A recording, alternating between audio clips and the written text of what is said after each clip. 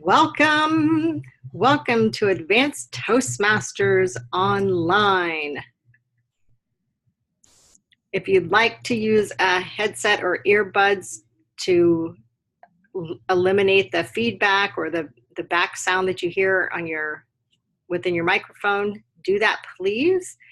Use your mute button to mute your microphone so we don't hear all the noises in the background. You can also toggle your video on and off. So if you leave your seat, you don't want to leave the stage unattended, so you can turn your video off. And you can do both of those at the lower left-hand corner of your screen. To adjust your view of what you're seeing on our Zoom meeting here, this is called the gallery view, which you see in this image here. You can click on where it says speaker view to just see the active speaker. And that's how you do that from your end. I will be viewing, however, the recording will be on my end. If you have questions and notes for the speaker, you can add those here in the chat function. Please do that in between speeches, so you're not interrupting the speaker as they're speaking, because it will pop up on their screen and you could get in front of their presentation, or if they're reading something, that would come up there. So do that in between speeches, and you can do it privately though to somebody who's not speaking if you need to do that in between speeches too. This meeting will be recorded. It's our policy that by participating in our meeting, you agree that a recording will be made available publicly on our YouTube channel and on our website. If you're interested in joining our club or want to know how to become a member, you start here where it says become a member, and you'll see all the information about joining our club. The application and our club fees are shown there as well. And at this time, I'd like to say welcome to Toastmasters, Advanced Toastmasters Online. The gavel is going down, bing! And I am your Toastmaster of the day, Dawn Nocera, and I am joining this meeting from Columbus, Ohio. So I'm where it is currently cold and snowy. This is our mission of our particular Toastmasters Club. I'll read that.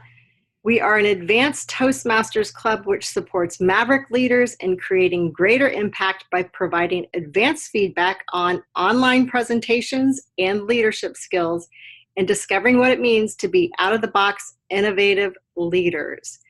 And if you notice, that's a little bit of an update from what our mission statement for our club, what it used to say. So it's been tweaked just a little to include the online presentations. Not even sure why that wasn't included to begin with, because we are giving feedback on our presentation skills as well as our leadership skills.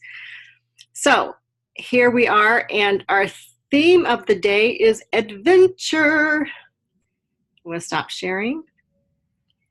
And welcome.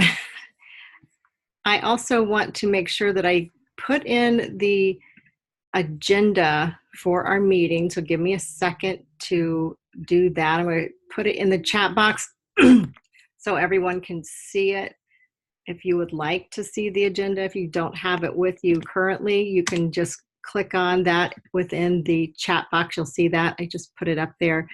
And like I said, the theme of the day is adventure. And I'd like to invite our timer for today, who is Andrea Sanger, to let us know how she will be doing our timing for today. Andrea? Thank you, Dawn. I will be doing the timing today. As we all know, that means that I will be checking to see how you're doing on your time. And I will be using my iPod, so you'll see this come up, and it will be green, yellow, and red. Green meaning that you've met your requirement. Yellow means that you have a little bit of time left, and red means please be done. So you'll see this, and then I'll report at the end. Thank you. Thank you, Andrea. And the next section of our meeting, just for everyone to know, that we'll go through our prepared speeches, then table topics, and then our evaluation portion of the meeting.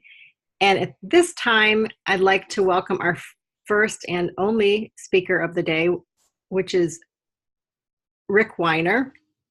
He's a DTM and, you know, just an all-around great guy. He's going to be speaking on the Dynamic Leadership Level 1, Mastering the Fundamentals, and this presentation is about researching and presenting.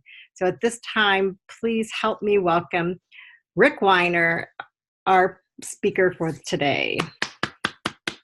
Thank you. Thank you, Madam Toastmaster. Well, we are definitely seeking an adventure. And as you can tell by looking at me, I am getting old. Because of that, my wife and I, to me, the lower left-hand corner of the screen here, are thinking that we would like to become snowbirds, aiming towards possible retirement or working remotely from home. So we're looking at a lot of different methods. We could go someplace and rent a home, or we could go someplace and buy a home. But if we rent someplace, we're going to be using the furniture, of course, that the people have there.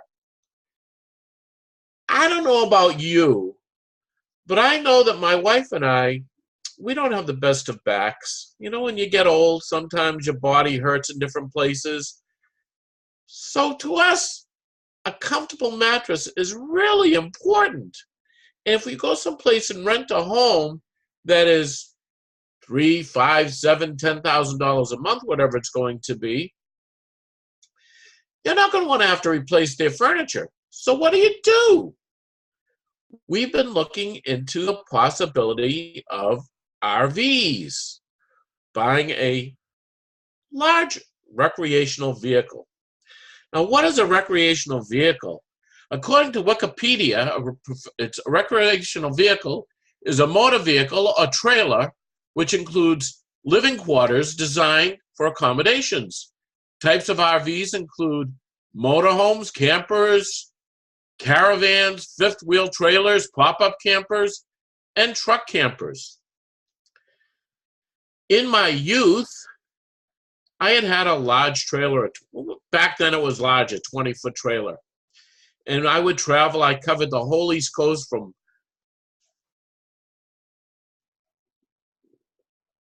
Niagara Falls all the way down to Florida. I couldn't remember the word Niagara Falls, all the way down to Florida. And it was an interesting experience. My idea was camping was make sure the hot water heater is on, make sure you have a good stove and a toaster and a refrigerator and a television, park somewhere, and relax. I never really got the idea of sleeping in a tent, which, to be honest with you, I have no interest in doing whatsoever.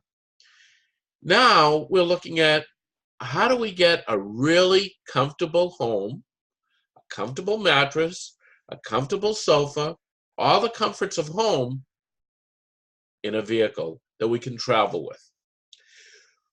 I should preface this by saying we have no desire of going to Florida, for example, because it's high humidity. And I want to be around people that really know how to count. So we're thinking of going possibly towards Arizona, Nevada, something like that, an area that is warm and dry, and people are very nice. So we're looking at that section of the country. Buying an RV is not a simple challenge. First of all, there's so many different types today. Do we want a trailer? Do we want a vehicle that we would drive? I personally had looked at quite a few different types of vehicles. Trailer is not a bad idea, but it's still more like camping. But the big motor vehicle, 40-foot long RV, is really what I'm thinking is the best option. And I think Lori's in agreement with me. I'm not seeing any smiles and nods, but I'm still thinking it. There I go. is in agreement with me. Now, a lot of these RVs, you have to look at the different types of engines, the different types of layouts. One of the things that's really important to me that I've found so far is that it be a large vehicle that has slide outs, that they call them, to give you more space. Now, you have a big slide out, you can have a king-size bed in the RV. When we get a king-size bed, we can have a real nice mattress made so that we're really comfortable and get a good night's sleep. But on top of that, Lori is planning on working full-time while we're there, and I also would be working as well.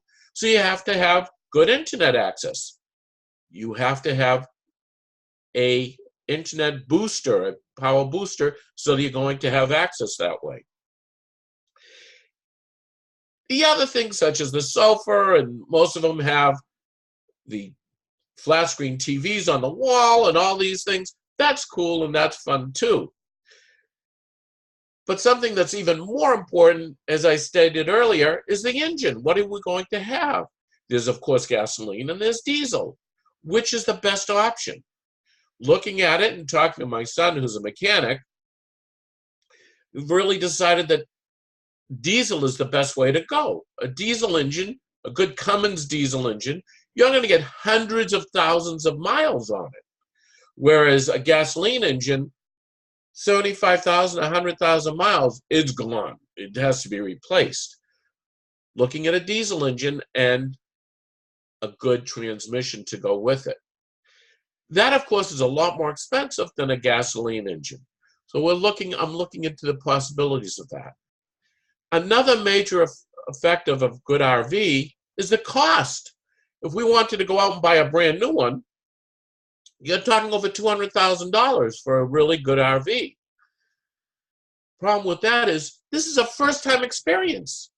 I'm not willing to spend, and I don't believe Lori is, to spend $200,000 to buy something that we haven't even experienced. Looking for a used one. I've seen used ones anywhere from $10,000 to $50,000, $60,000, $70,000. It's a matter of finding the right one for the right price. But there is another part. There are certain parks that will not accept an RV that's over 10 years old. Even though it may be beautiful and perfect condition, they don't want older RVs. Why? Because they don't want their other residents to be in a junkyard. They want really nice ones. This is another option to look at. Where you're going to park it, where you're going to be, how you're going to enjoy it.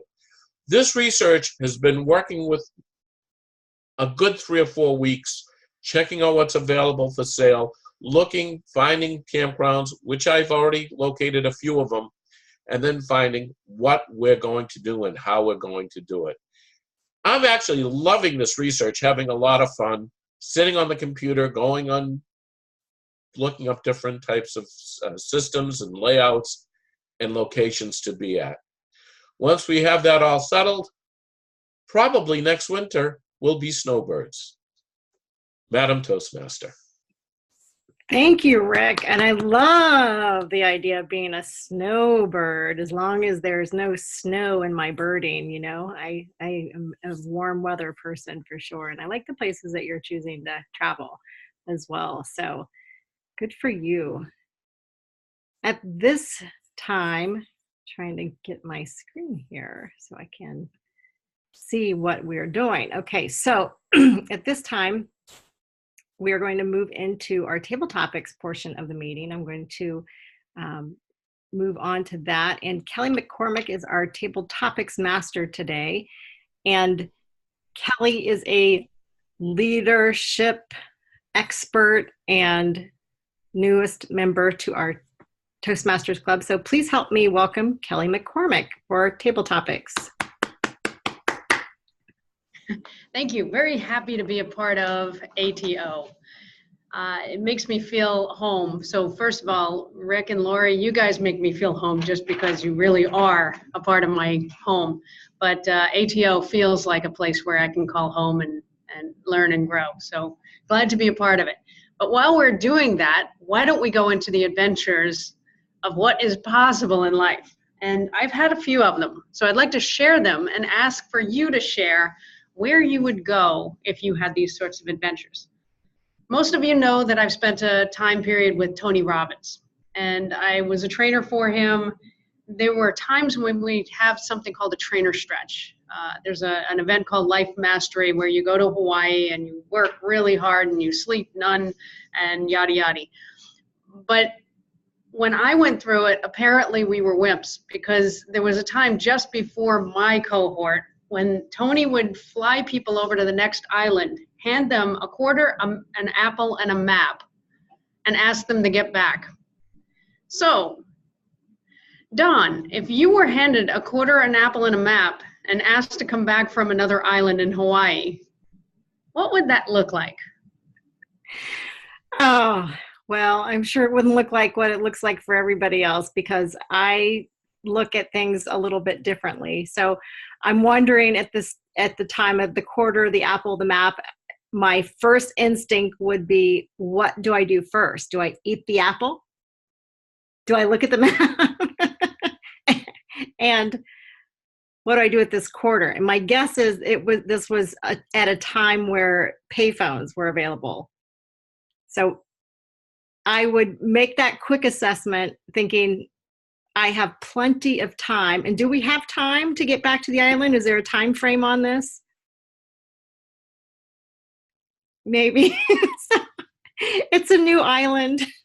I would most likely immediately sit down, take a breath, call my lifelines, have them get me off the island, and make it some time in the future so I could then take the map and go explore the island that I'm on, and then have an apple to eat while I'm there. And most likely, I'm not somebody who needs to eat a lot, so I could probably last the whole day with the one apple. So I'd give myself some time to explore the island, to see what else is there. And if there's more than one person there on that island, if we got dumped together, I would most likely try to get other people to come along with me on my plan, because I like to do adventures with other people. So I have lots of experience getting people to follow me into the unknown, and this would have been a fun experience to do that with a quarter, an apple, and a map. So back to you, Kelly. Thank you very much, Dawn. Excellent job. And that's interesting. You'd just be relaxing. I love that. Not the frantic experience that I'm sure the trainers for Tony had. So my next adventure for us is one of the crazy things that came out of my face, which some different crazy things come out of my face over my lifetime, was I would like to go to all 7 continents. Now, that has probably fallen out of one more than just my face, but I'm one of those crazy people that actually does it. If you had the chance to go to a continent, which of the 7 continents, Lori, would you go to, and what would you do while there?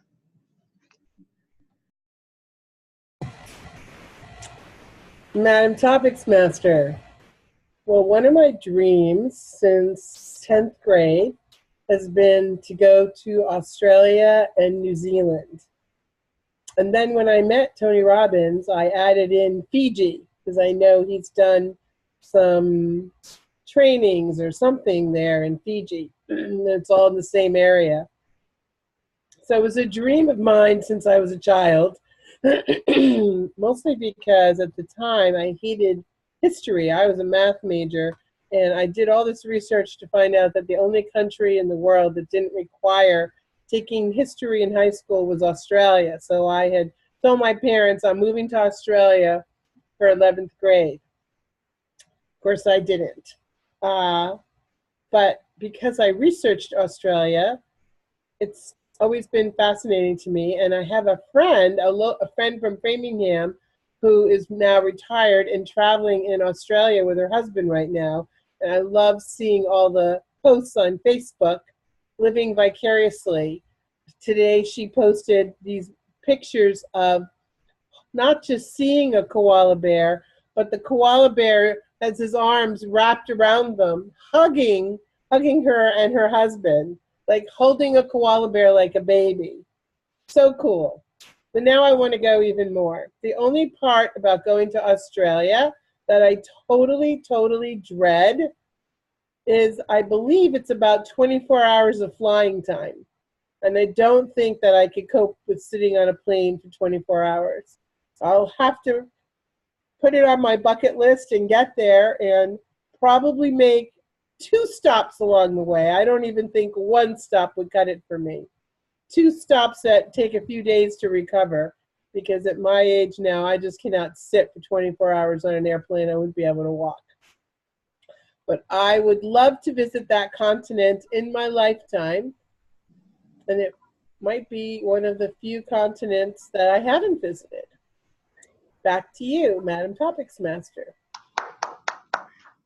Thank you very much, Lori. And I will add to that it took me 4 days to go. I was living in Europe at the time to get to the Fiji location that Tony Robbins has. It took me 4 days to go through Australia and get over to his Fiji location because of how remote it was. And I hope that you have an easier trip than I did. So the next question I have a program. I have 3 programs in my company. The top program where you're just going to learn a tremendous amount is called the Inner Everest Expedition. So you can imagine I've actually mapped it the same way that if somebody goes from base camp to peak on actual Everest, I have a base camp going to peak. If you were to do an Inner Everest, what skill set and what capabilities, what superpowers and abilities would you like to have? Andrea.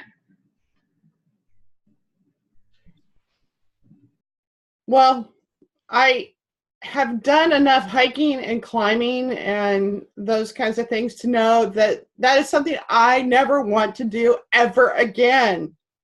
Every time I have done something like that, it has turned into a complete and utter disaster.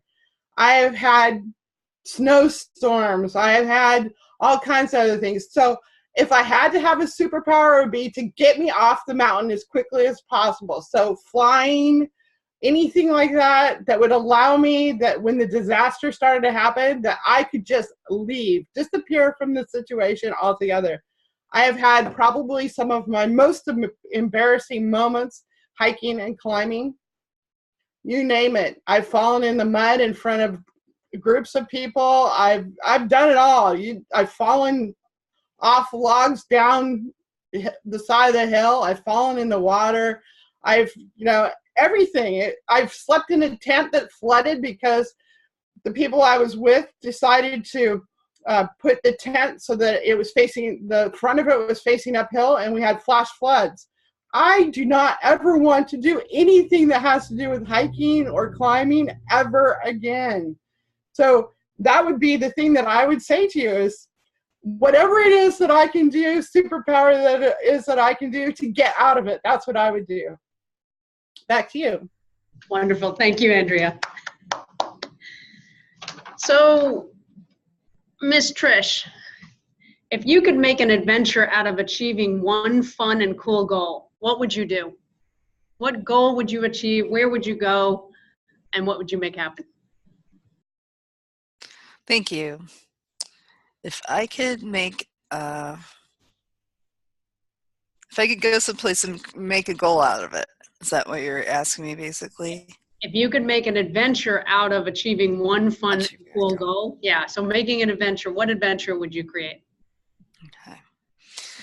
Well, I've always had a dream of going to the savannah and going on a safari and seeing the lions and tigers and all zebras and all those. I think I would love to incorporate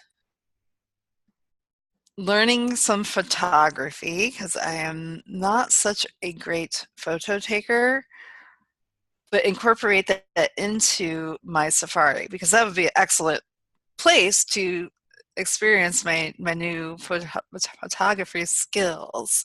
So I would like to implement a plan that I would be taking some photography classes with the end game in mind to go to the safari and use those skills to take pictures of my safari. And that is what goal I would be aiming for in my adventure. Thank you, Trish. And finally, for Mr. Rick, if you're happy and you know it, clap your hands. And then tell us why in an adventurous way. Thank you, Madam Topics Master.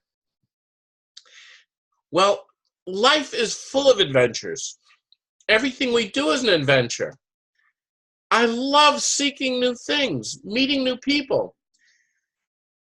I am happier now in my profession than I have ever been because what I get to do is meet new people all the time. I remember one time my wife said to me, "Oh my God, your job is like interviewing every day. You have to go for a new job daily." For me, it's so much joy to have an opportunity to meet Kelly, Dawn, Trish, Andrea, and Lori, to find something new and interesting about what's going on in this world. Example, Kelly, I did not know that you work with Tony Robbins. Lori and I have done Tony Robbins work, and we've actually assisted in some of these seminars. It was a great experience. That was an adventure. But other adventures that I see on a daily basis is getting out there and actually meeting and creating and being with people in such a way that I am making a positive influence on their lives. That's what makes me happy. Madam Topics Master. If you're happy and you know it, clap your hands. Thank you, Rick. So that's all I have for table topics, and I am very happy to send it back to you, Madam Toastmaster, Dawn.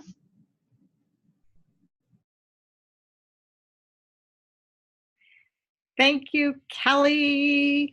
One of the things I love about technology is that it's so easy and so fun and wonderful. And one of the things that makes it a little bit tricky for me is when you go to click on a button and you push the wrong button. I just opened up my books app. All of a sudden, books just started flying at me. So thank you, Kelly, for a wonderful topics session. I appreciate you, and I appreciate your out-of-the-box leadership and bringing us into your life and making that connection for us here. At this point, I'd like to turn the meeting over to Lori, who is our general evaluator. And at this time, please help me welcome Lori Whitmore. Yay. Thanks, Dawn. This is always one of my favorite parts of the meeting, where we get to learn and grow, getting feedback about our presentations. And to lead us in that will be Tricia, who will be evaluating Rick's speech. And when Tricia is done, I'll also give everyone else an opportunity to do a general evaluation to add on to whatever Tricia has to say. Tricia. Thank you so much, Lori.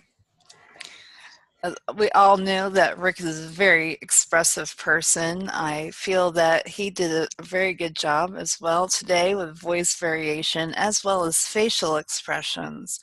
I noticed in one or two instances he used appropriate hand gestures to emphasize some points. I thought he did those exceptionally well. I really enjoyed listening to your descriptions about all the different kinds of RVs that are available and your search techniques as to determine what fits you and Lori best in your situation, as well as potentially buying one new or used. There is also rental options as well, just FYI. And that I just really enjoyed the overall process of sifting through this information to bring it to a manageable level that you know where you're going to fall in when you're looking through this. Otherwise, it would be too daunting to figure that out. The two points that I thought perhaps for next time you could avoid in the future is perhaps either forwarding your phone so it's not going to ring because it obviously distracted you, or just take it off the hook or something, just so it doesn't interrupt you while you're speaking. Just because it wasn't so ringing inside of the speech wasn't so distracting, but it distracted you, which was distracting. The other thing I noticed is that you did not actually give us the areas where you found these research statistics. So in a research and presenting speech, it's not necessarily warranted, but we might have wanted to look up some of this information ourselves, and if you had presented that, it might have made our search a little bit easier. So in the future, you might want to consider, when you're doing a research speech, to give us those sites or give us those resources that you use to find this information. Overall, Rick, I thought that you did an excellent job. It was very entertaining, even though it was very informational, and that I really appreciated it. I could tell that you put a lot of work and effort into finding this information out and sharing that with us. So thank you very much. I'll turn it back to our general evaluator. Thank you, Trish, for your evaluation. I just I'm going to call on anyone else who has anything to add. I just want to mention, Trish, your evaluation was very thorough. I thought you identified things about Rick's speech that you liked and had some suggestions for improvement. And one suggestion I have for Trish is to try to use the third person so that we're talking to everyone in the club and not directing our feedback just to the speaker. Maybe everyone else can keep that in mind as you add on additional feedback for Rick for a group evaluation. Just raise your hand and I'll call on you. Anyone? Dawn? Let me attempt. I appreciate you, Lori, for being such an adamant reminder that the third person is really what we want to do. So I appreciate that. Back to Rick's speech.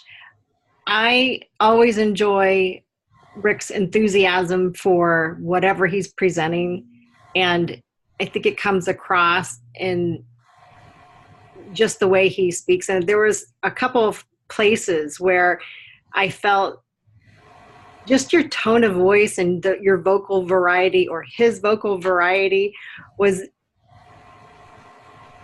it was so entertaining that I felt that the vocal variety gave it more of a fun experience than just a presentation or just a research project. So I appreciated the fact that there's a lot of room for vocal variety within his speech, and that he brought that with us. So thank you, Lori. Thanks, Dawn. Anyone else? Kelly? One thing I've always appreciated about Rick is his storytelling ability. He could just be standing there watching a cat walk past him, and a story can be constructed from the ground up. So to take that and to intertwine it with the research, something that can be, quite frankly, pretty dry. I've looked at RVs as well, and to take that and to make it a whole experience is a brilliant skill. So I just wanted to point out, I've always loved how the story is always moving in, no matter what the communication is going to be. I like to look at that one. Thanks, Kelly. We're kind of losing your audio a little bit. Can't hear you at all, but it looks like... No, there's something in the background for something that was going off from someone else, I think. I don't have anything around here. Yeah, somebody's got something coming in, like a sound of a dog or something. I don't have a dog. Were you complete? Okay, thank you. Anyone else?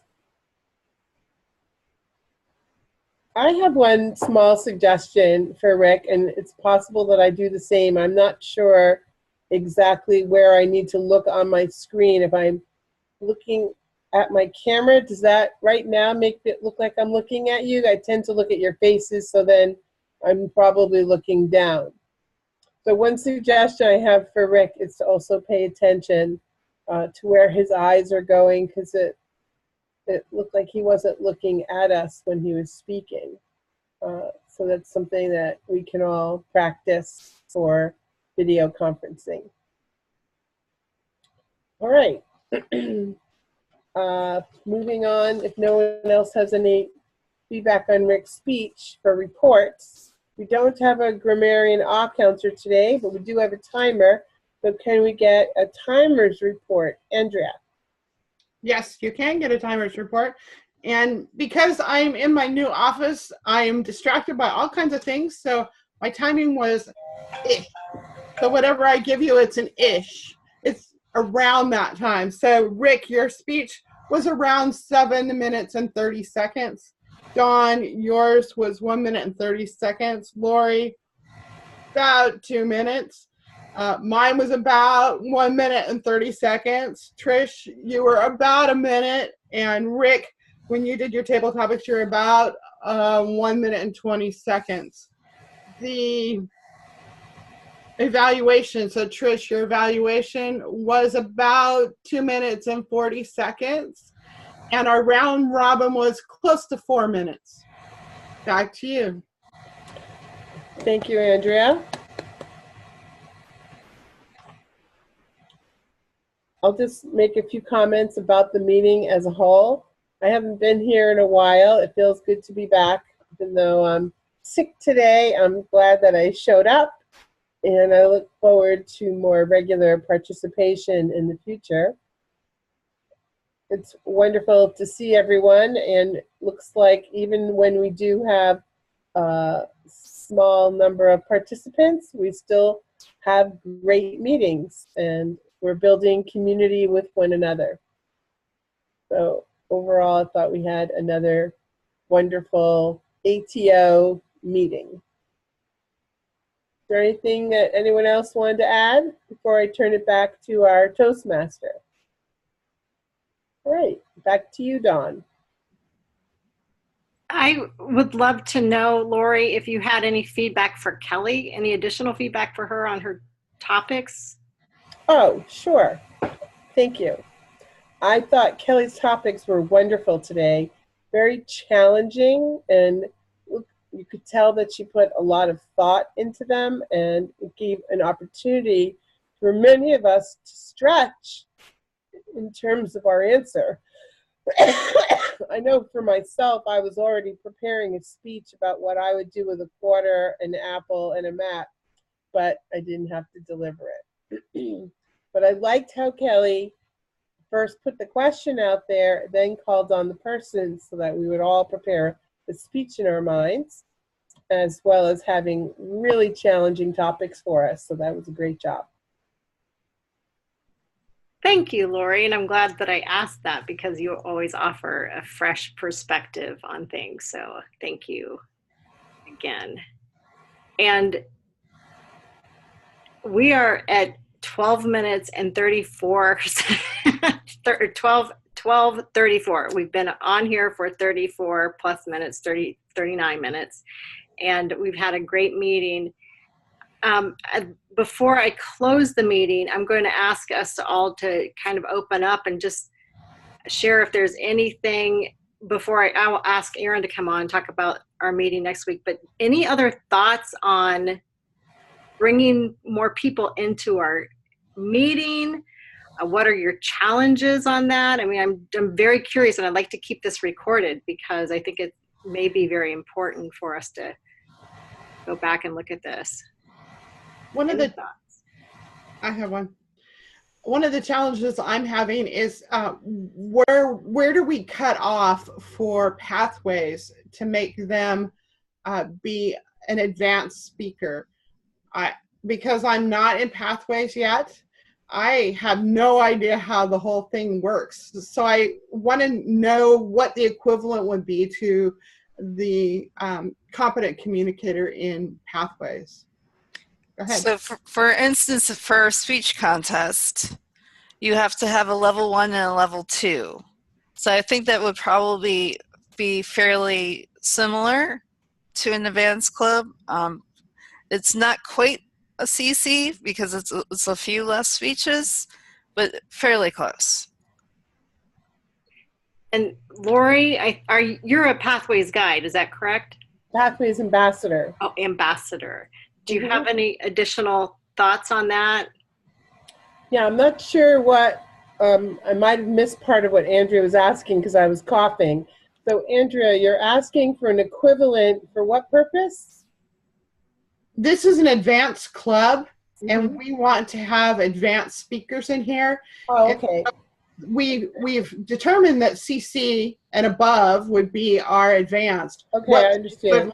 Pathways. Yeah. So what I learned as an ambassador is that a CC is kind of in between a level 2 and a level 3. And that each advanced club within Toastmasters International can make a decision among the officer team and then vote it in among the members of whether or not they're going to require a level 3, which would be holding a very high bar for the advanced club, or a level 2, because a CC is kind of in between the two. So CC is 10 speeches. For a level 2, I think it's 6 or 7 speeches.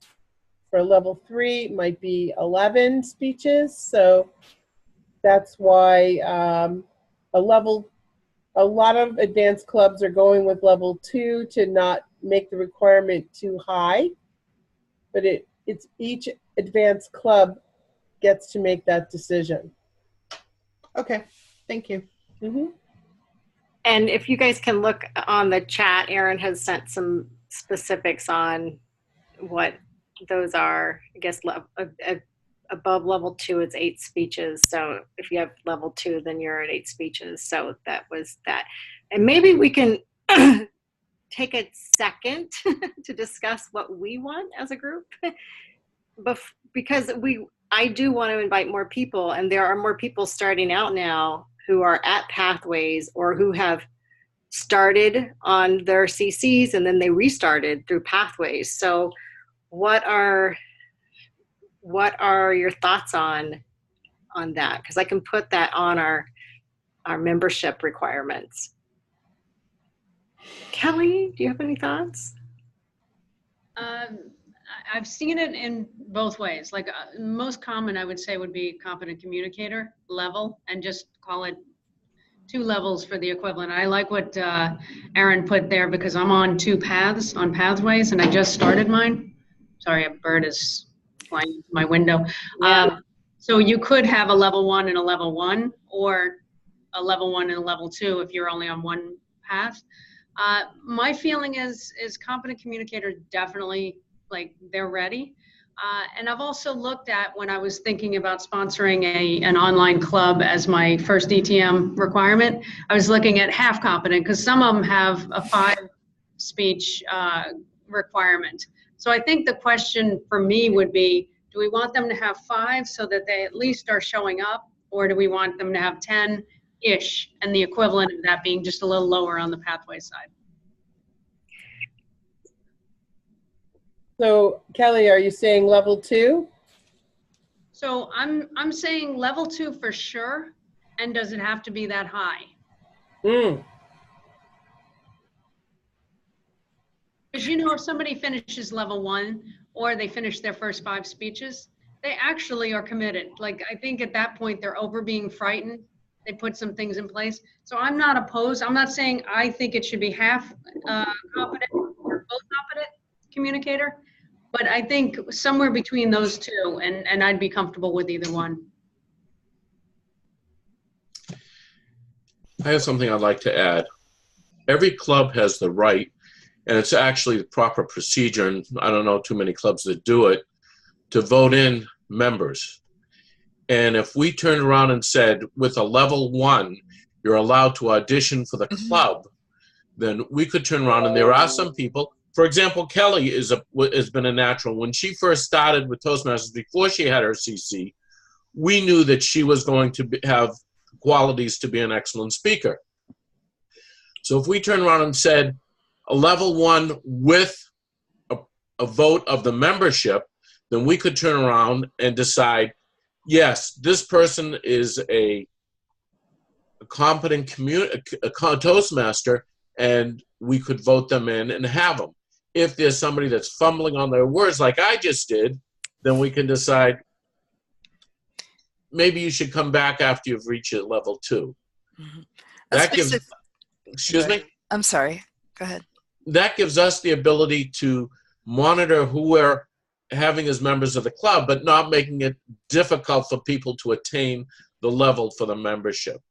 And that is something that Toastmasters has turned around and said that all clubs should elect. And by having the membership vote somebody in, if somebody is a problem, you can vote them out as well. And I'm not saying there's anybody who's going to be a problem, but that gives you that ability as well. That's my 2 cents. Yeah, great points. I like the idea of an audition, but I think it would be difficult to not vote somebody through, and I think it could become hurtful to some people. And I like the idea of, there's some other system in place to decide whether someone is ready or not to join an advanced club, and that has to do with how much they've completed in the Toastmasters system. So it's also, to me, about the discipline of following a program and completing certain levels of it, like earning an associate's degree or a bachelor's degree, although it's not as steep as a whole degree. But it's about showing commitment to a program and being able to offer evaluations to other members who are slightly more advanced than you might be. So I feel pretty strong that a level 2 should be a minimum. Because somebody who is coming in new to Toastmasters won't have used the CC manual. Mm-hmm. So a level 2 is a minimum. And I would say over time, if like many years from now, the club might decide they want to go to level 3 for a minimum for membership. But I would say initially a level 2 is reasonable, or CC based on this transition that we're in for the next few years. Yeah, no, I like that. And so I would like to offer just, raise of hands if level 2, CC or level 2 feels appropriate for me to put on the website. If you have any thoughts or against that, just like speak up. Or I have, Kelly did mention that several people are on dual track. Mm-hmm. And so they're bouncing back and forth. So I'd like to say that the minimum would be 8 speeches, which is a level 2. So a minimum of 8 speeches accomplished in their club. So if I put on our advanced, on our place what the requirements are, if I said 8 speeches, that would be good for all of everything for the CCs, or 8 speeches in the new program. Should I say that? CC or 8 speeches in the new Pathways program?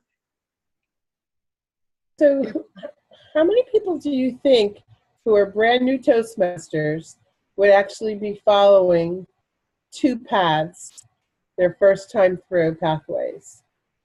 Just Not Kelly. No, Kelly's not a new Toastmaster. Either one of them. Kelly's had the CC manual in the past. I'm working on 2 paths also, but I'm talking about a brand new Toastmaster who has not been using the CC manual, right? Just getting into Pathways. They get 1 path. They're not going to go and do 2. I don't think it's. Yeah, I think you're right. Paths. Yeah, I really don't. More the exception than the rule, that they would be most likely just doing 1 path. Okay. Let me throw this out though. If they're looking at an advanced club, then chances are they're a Rick or a Dawn or an Andrea or an Aaron or a Trish or a Lori or a Kelly. So chances are if they're coming here, so I might want to double back to what Rick was saying, which is maybe we say it's, and this is not the part Rick said, but maybe we say it's 8 speeches no matter what, because then it's completely even. You don't have to finish your competent communicator because 8 speeches is 8 speeches. Mm-hmm. And you can ask to be put in sooner and by membership vote, because then somebody like myself who wants to get into a really great advanced Toastmaster club, you know, I helped to kind of transform our club together. We had a club that the 3 of us were a part of called the Fun Club. I needed to put enough speeches in there so that all of us could do the speeches we wanted to do, because I wanted to progress as fast as I could. And I think there are going to be people that nobody's coming to an advanced club who's just like not doing anything. Right. Aaron, you have some thoughts? Okay, I got some thoughts for consideration. So let me try to tally every single thing that's online and among the online clubs. Currently, there are 6 advanced online clubs. If we want to include advanced Toastmasters, there'll be 7. So one of them is dying, one of them is kind of inactive, one of them is only targeting specific targets. So we are competing with 3 other clubs. And generally, if we are doing the level 2, basically there will be 8 speeches, including the evaluation speech. But if we are doing 2 level 1s, that will be 10 speeches in total. So we need to set whether we want the level 1 and level 1 or level 2 as a minimum. Because when you put in the 8 speeches, that doesn't meet the minimum requirement. So if you see where I'm drifting. So my recommendation is the level 2, because you guys are setting your brand as advanced club. And secondly, we are currently in need of members. So when we set the bar too high, then we are going to lose a lot of people. So we want to actually kick off with 20. And once we have 20, we can ask with a club motion and see whether we want to set the bar higher. We set the main priority as gathering members first. And we train them up until they're very proficient. So even though, like for example, Richard gave a very nice suggestion just now. I was like, I never imagined I heard that. Is that level 1 can audition for it. And that's just a very nice twist. And people can feel the passion that, oh, this club, I have to audition for it. And they will feel much more included in that part. Though I might slightly disagree with the part whereby we vote people in, because my experience of online clubs is that if I actually get voted in, it's like I have to be accepted by this group, and there's like kind of potential discrimination if I offend them. So for my club on competitive communicators, I set a policy. Tricia definitely know. I welcome anyone. We do not need to vote them in, but we might vote them out if they are disruptive and stuff. So that will be the slight protocol, because we want to be welcoming, and it's a global family. And most of the other clubs do not do that. Most of the other clubs actually follow the protocols of actually welcoming them by voting them in. I feel the pain for those who are actually passionate but got rejected at the door. Because the online club is hard to find. I mean, when I say hard to find, not many people would love to go for an online club when they have a Toastmaster club just around at the corner. So I would highly recommend that we still maintain an open door policy. If we really want someone out, we can vote them out. It's that simple. And I'm just, in general, I don't do voting people out, but I will do a conversation with somebody and find out what is going on, and if there's a solution. If they're really not, like, the biggest thing, and I will share with everybody here, the biggest thing that I would want to vote somebody out for, Aaron has a little bit of experience with this, and a previous club that we were in together, just people showing up and not willing to adjust their presentation or adjust their lighting or adjust anything to be a part of the club that would make it worth our time, right? To sit and give them that valuable feedback, or to even feel that they're, this might sound a little qualified to give us feedback. Do you know what I'm saying? Like, so You know that want- this I want conversation is people who are- recorded, right? what's that? Yes, she You knows. know this is Fine. going to be I'm recorded. fine with that. I'm fine with Okay. that. No, I but am fine with anybody seeing this. I want people to join our club who can accept feedback, who are leaders, so they understand. That's the other part too. Like who are leaders and who understand the value of making shifts because it's good for the group, not because I'm a rebel. So like having somebody tell me what to do, can sometimes be like, those fighting woods, so I understand that, but I also understand the constant improvement that goes into us showing up. We're showing up for ourselves. It honors the group when we do that, when we show up. So that's one of the things that I'd like to make sure that we do is continue to make this group about leadership, about not just communication, because there is a difference, I think. Mm-hmm.